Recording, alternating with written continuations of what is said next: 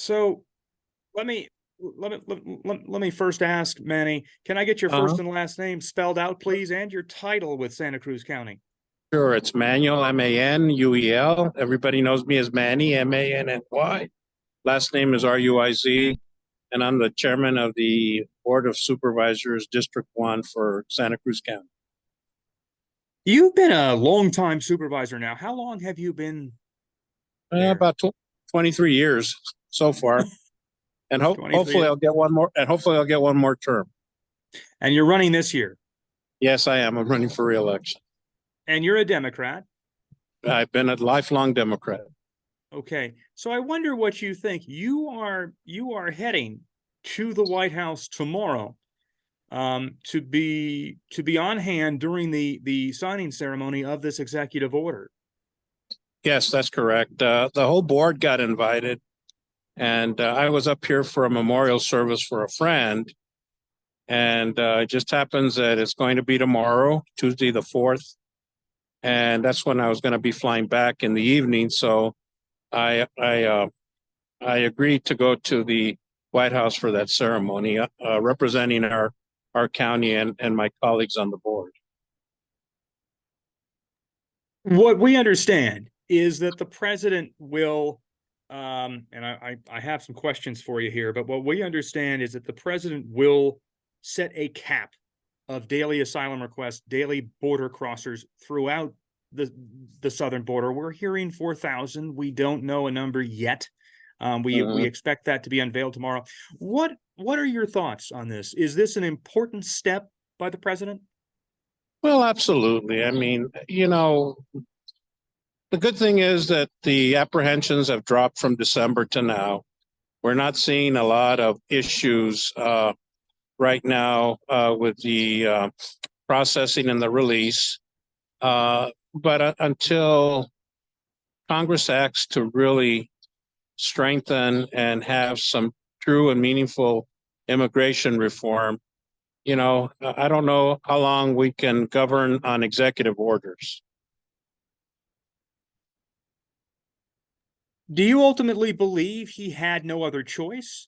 Because we saw a border bill that was sunk by, former President Trump didn't like the bill. He thought it would be a good campaign issue, and he told Republicans to vote against it. So I wonder if you feel the president had no other choice at this point. Well, he didn't have a choice. And I think, unfortunately, immigration has always been the political football. And when the bipartisan group of senators that got together, we were in D.C., as a matter of fact, when that failed, and we got an opportunity to talk to Senator Sinema and Senator Kelly about it. And they were very disappointed because they worked very hard. And at the end, the Republican Party, their colleagues, had gotten everything they wanted. And unfortunately, it was derailed and it didn't go anywhere. And then they tried to revive another bill. I think Congressman Manny, with some bipartisan support, tried to run something in the House. And I haven't heard where that is yet. But, we need to fix the issue, and we need to fix it now. And unfortunately, when we govern by executive orders, it's not the solution I think that the country or the southern border region is really looking for. So you feel Congress has to act here?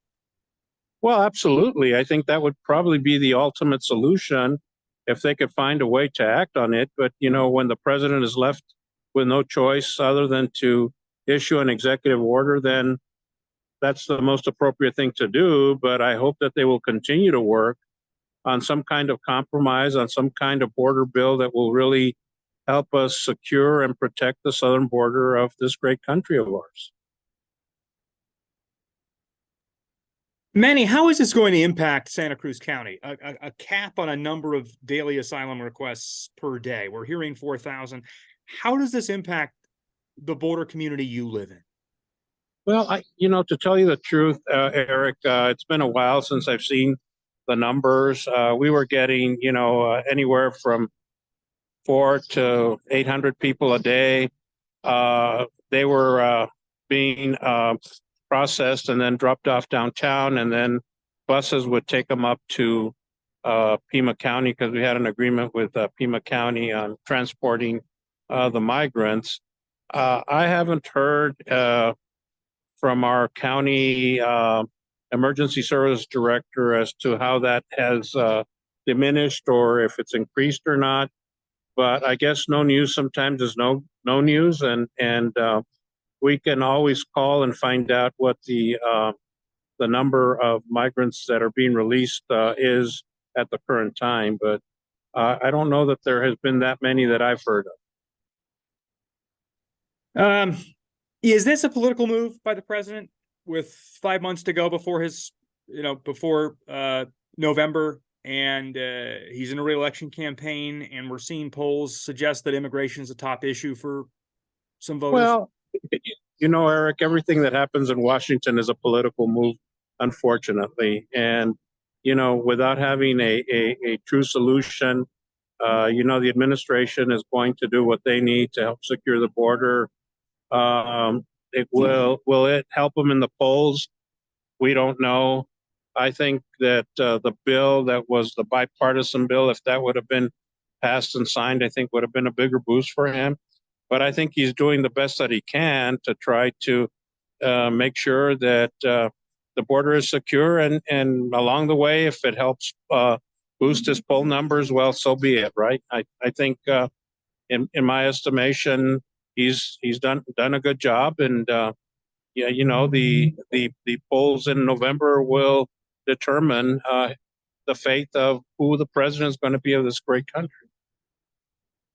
You mentioned that the numbers of migrant encounters are down from December, from the record high of 302,000 to 179,000 in April, according to CBP. Have you and your colleagues, have you noticed something different in Nogales and Santa Cruz County? Have you noticed anything that can be say, oh yeah, you know what, it really looks something distinct here? To tell you the truth, I live close to the border, and I really haven't noticed much. It kind of looks like business as usual. The port is operating. Our good friends are coming from Mexico to shop. There's still a few, sometimes long waits trying to get through the border, but it's pretty much business as usual, at least from what I've noticed. And even when I've driven downtown, I haven't seen the area where they were dropping off the migrants that has become an issue. You talked about the border bill. Senator Sinema was a key chief negotiator among, Senator Murphy of Connecticut, Senator Lankford of Oklahoma. They were the chief negotiators, all three of them, in this bill. It was sunk several months ago, and it really, really would have reformed the asylum process. And I wonder, as someone who makes policy for a county that is on the border, how do you think we go about fixing the incredible asylum backlog that we're seeing right now? Well, you need to have the resources. You need to have the personnel. You need to have people right there at the border when people are seeking asylum, that the asylum request can be adjudicated right there and then. And if the people meet the asylum parameters, and they're welcome to this country. If not, then you say, we're sorry, you don't meet. You give them their ticket and you send them back home. And it's a harsh thing to do. They trek all across Mexico and other countries to come across, but somewhere we need to make sure that the sovereignty of our country is secure, that we do proper vetting of people that are coming across looking to try to find what is called the American dream. Some of them have families already that are working here and are doing very well. And I think the vast majority of people that are coming to this country is because they see the value of being able to get a job, to be able to be successful, and to take care of their families that are still back at home.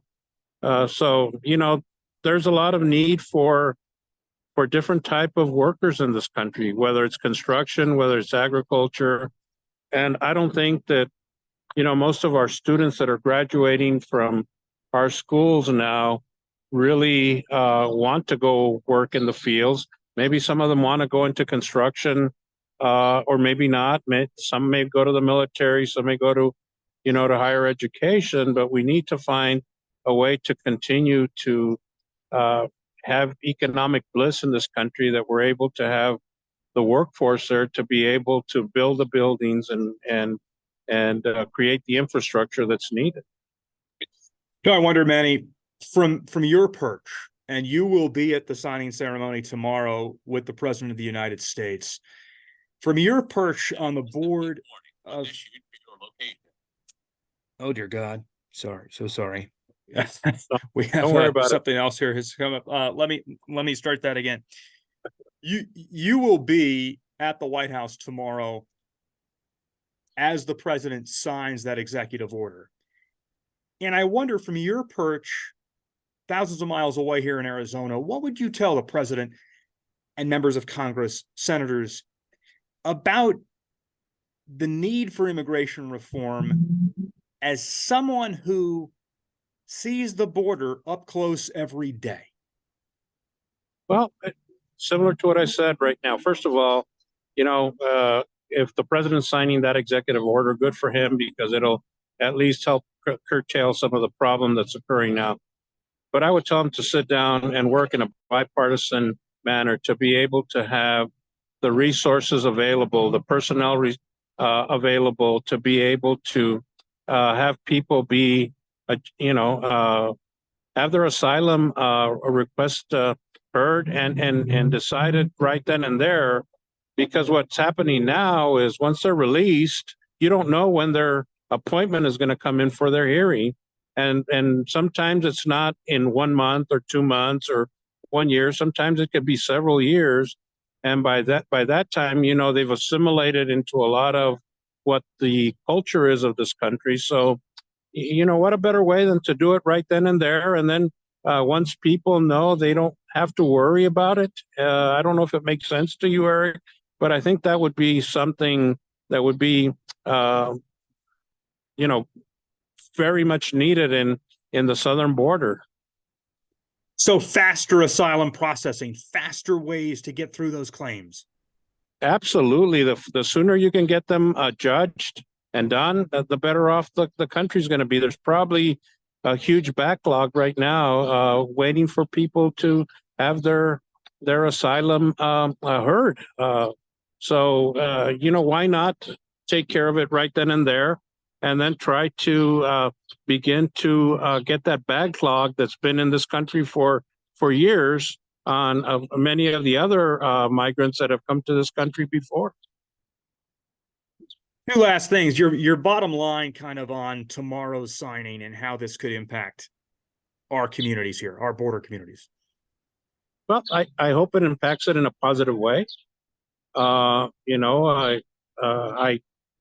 think that our customs and border patrol at sometimes get overwhelmed with what's going on, and hopefully, if this eases a little bit, they can focus on other things too. As you know, the drug problem is a big problem on the southern border. The fentanyl that's coming across.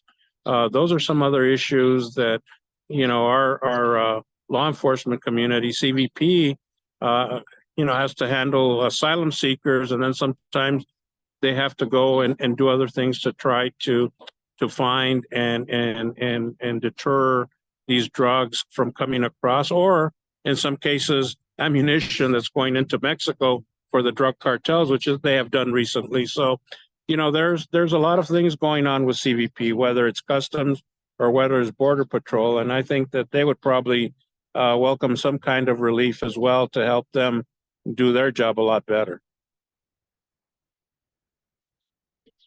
I want to ask one other question when we have you. Claudia Sheinbaum is now going to become the first female president of Mexico. She has been declared the winner. And I wonder how you think that will, how your relationship might change or what will that do for the relationship between Santa Cruz County, Southern Arizona, and Mexico? Your thoughts? Well, we've had a very good relationship with the governor of Sonora, Durazo. We've met on several occasions. I think that we all realize that our destinies are joined together. Mexico being our biggest trading partner with the United States, Sonora and Arizona having a very good trade partnership when it comes to produce manufacturing. I'm hoping that that will continue. I'm hoping that the Madam President-elect from Mexico will be far more open to doing things than the current president who is leaving. I guess they're from the same party. Hopefully, she'll bring something new to the equation, and maybe the two administrations can work to really try to solve this whole migrant problem, especially coming from the southern states in Mexico from South America. Santa Cruz County Supervisor, Board Chair Manny Ruiz, it's always a pleasure. It's so good to see you, even if it's from far away. Thank you. Can we reach out tomorrow after the ceremony? I know you'll be traveling back, but maybe to do it Yeah, a quick absolutely. Zoom just to get your thoughts on what you kind of witnessed and kind of the day, if you don't mind. Yeah, I'm off, but I would like to have our assignment desk or our assistant news director at least reach out. Yeah, not a problem. I have to be there at 12:30 Okay. DC time. Oh, that's which is Eastern 9:30. time. Oh, that's Eastern time. Yeah, Oh, yeah. and I think the ceremony's at 1, Okay. and then I don't know how long that'll go, and so say it goes an hour, so maybe sometime after 3 o'clock here would be noon over there. So anytime between 12:30 and 1, you can give me a call. Will do. Thanks, Manny. Take care. Thanks, Eric. Should air at 6 I o'clock. appreciate it. Good to see you. too. Take care of yourself. You too, my friend. Have a good one. Take care. You too.